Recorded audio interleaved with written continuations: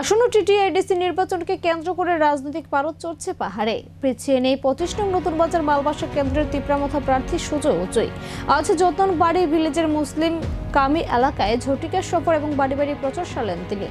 নির্বাচনী দামামা বেঁচে উঠতেই ময়দানে নেমে পড়েছেন রাজনৈতিক প্রার্থীরা। সোমবার 25 নং নতুন বাজার মালবাসা কেন্দ্রের তিপ্রামথা মনোনীত প্রার্থী সুজয় উচুই এক জোরদার প্রচার অভিযান চালান যতনবাড়ি ভিলেজে। মূলত ওই এলাকার মুসলিম কামি পাড়ায় বাড়ি বাড়ি গিয়ে সাধারণ মানুষের সঙ্গে কথা বলেন তিনি।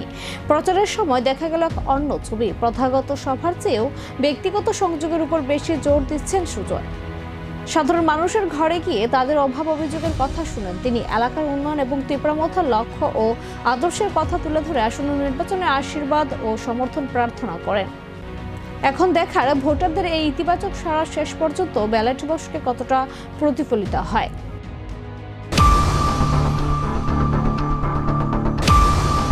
Distribution rawi rokha beskango besini tipraham scheme bahai chalok khaijengnai tipraham scheme ni bisingtei ne borona law rate of interest bai jeta phataro nangna hangke 14% 12% oma haike rate of interest maro